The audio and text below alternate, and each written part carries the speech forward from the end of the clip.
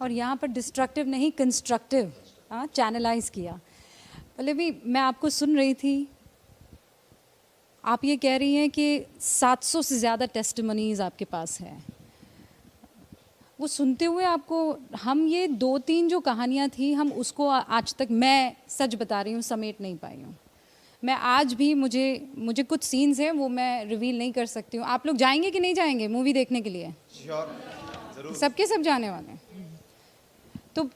तो वो 700 टेस्टिमोनीज, 4 साल का वक्त, कैसे? ये जब रिसर्च हम लोग इकट्ठा कर रहे थे और जब हम लोग कश्मीरी पंडितों से मिले तो 4 साल तो खैर हमें लग गए लोगों तक पहुंचने के लिए, किताबें पढ़ने के लिए, मीडिया से जो भी आर्काइवल फुटेज है वो इकट्ठा करने में। लेकिन ह्यूमन स्टोरीज़ हमें नहीं मिल रही थी, क्योंकि सब कुछ एक पॉलिटिकल पर्सपेक्टिव से होता है। लेकिन एक्चुअली लोगों के साथ हुआ क्या वहाँ पे, ये हम उनकी ज़ुबानी सुनना चाहते थे। और जैसे आपने शुरुआत में कहा था कि फिल्म देखते हुए आपको लगा कि 2-3 बार मैं उठ के चली जाऊं, भाग जाओ, मैं बिल्कुल, मेरी यही हालत हुई थी। मैं आपको बस एक इंसिडेंट बताना चाहती हूँ। हम इन लोगों के घर पे जाते थे, इनके साथ गप्पे होती थी, कुछ बातें इधर उधर की होती थी, हंसी मजाक होता था। तो खाना वाना खाया और खूब अच्छे से हम लोग बातें कर रहे थे। और फिर मैंने उनका इंटरव्यू लेना, वो महिला जो थी, मैंने कहा चलिए अब बातचीत शुरू करते हैं। और फिर मैंने कहा हुआ क्या, मुझे बताइए। तो जो वो थी, उनके पिताजी को गोलियां मार दी थी। उन्होंने कहा कि गोलियां मार दी थी मेरे पिताजी को, और सीधा बिना उनकी बॉडी हमारे हाथ में सौंपने के बजाय पुलिस उनको सीधा पोस्टमार्टम के लिए ले गई। और पोस्टमार्टम करके जब बॉडी हमारे पास आई तो उन्होंने कहा कि अपने पिताजी को किसी ने बिना कपड़ों के कभी देखा नहीं होगा, मैंने देखा है, क्योंकि मुझे उनके अंतिम संस्कार करने थे। और वो कहने लगी कि जगह जगह गोलियों के निशान थे। उनका पोस्टमार्टम किया था, बिल्कुल यहाँ से लेके नीचे तक वो चीर दिया था, और उसके बाद उसको सिला भी नहीं था ढंग से। जब मैंने ये सुना तो बहुत हम लोग सुन रहे थे, बहुत दिनों से सुन रहे थे, लेकिन जब ये वाक़या आया सामने तो जैसे आपने कहा था, मेरी वही हालत हो गई कि मैंने कहा मैं सहन ही नहीं कर सकती, मुझसे ये पेन प्रोसेस करने की मेरे क्षमता से परे है ये। और मैं बिल्कुल ऑलमोस्ट उठ गई थी। और फिर इमीडिएटली एक थॉट आया दिमाग में कि मैं तो सिर्फ सुन रही हूँ, इन्होंने तो जिया है उसको, और 32 साल से ये घाव वो छुपा के रखे हैं उन्होंने, क्योंकि किसी ने पूछा नहीं उनको कि आपके साथ हुआ क्या।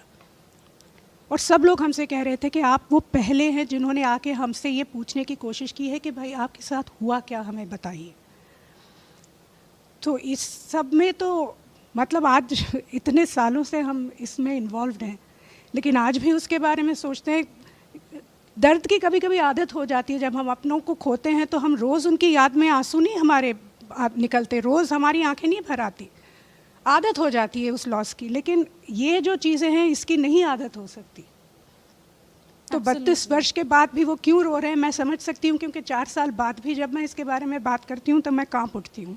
विवेक जी, इसमें 2 चीज़ें निकल कर आ रही है कि विवेक अग्निहोत्री को अचानक ऐसा क्या सूझा, कौन सा बैकअप था, कौन पीछे जो है खड़ा हुआ था, और अचानक क्यों विवेक अग्निहोत्री को दर्द महसूस हुआ, ये फिल्म बना दी। आपने तमाम तरीके के आरोप जो हैं सुन लिए होंगे, मैं चाहती हूँ उन आरोपों का आप जवाब दें। तो मैंने पहली फिल्म बनाई थी बुद्धा इन अ ट्रैफिक जैम। लोग भूल जाते हैं, लोगों को पता नहीं, इसलिए कहते हैं अचानक कैसे। अचानक 2010 में बनाई थी, 6 साल उसको रिलीज़ होने में लगे। फिर जब मैं जादवपुर गया तो मेरा कंधा तोड़ दिया, ये हुआ, सब कुछ हुआ। फिर हमने बनाई द ताशकंद फाइल्स। किसी ने हमसे नहीं पूछा तुम कैसे कर रहे हो, तुम्हारे घर में पैसे हैं कि नहीं हैं, तुम्हारे बच्चों का क्या, किसी ने हमसे पूछा नहीं, हम करते रहे। और फाइनली ये कश्मीर फाइल्स उसी सीरीज़ में मैंने बनाई है।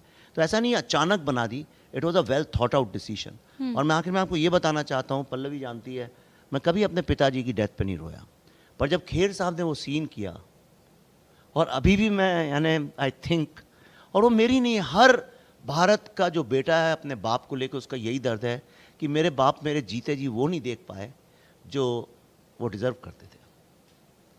तो मैंने अचानक नहीं किया है, मैंने अपनी ज़िंदगी झोंकी है, फतवे मेरे नाम पे इशूड हैं, PILs, डेथ थ्रेट्स मेरे नाम पे हैं, मेरी पत्नी, मेरे बच्चे उनके ऊपर हैं, और मेरे पास खाने को है कि नहीं कोई पूछता नहीं है।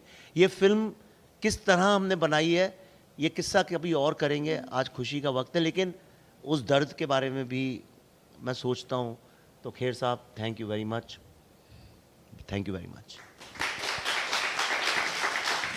और आपको एक और बात बताता हूँ जो बहुत लोग नहीं जानते हैं, जो ये कहते हैं ये सब क्या है।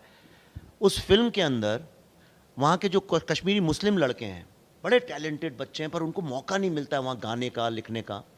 तो मैंने उनसे ये बोला कि जो भी तुम कश्मीर के बारे में बोलना चाहते हो मुझे लिख के भेज दो, और मैं वायदा करता हूँ बिना फुल स्टॉप कॉमा चेंज के वो फिल्म का सबसे इंपॉर्टेंट सीन होगा। अगर जिनने फिल्म देखी है वो शिकारे का सीन याद है आपको? लड़का कहता है कौन सा वो जानवर है जिसको गिद्ध, पक्षी, सब जानवर खाना चाहते हैं, हमारा कश्मीर।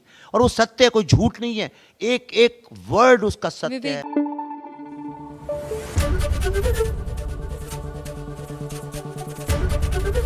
ABP न्यूज आपको रखे आगे।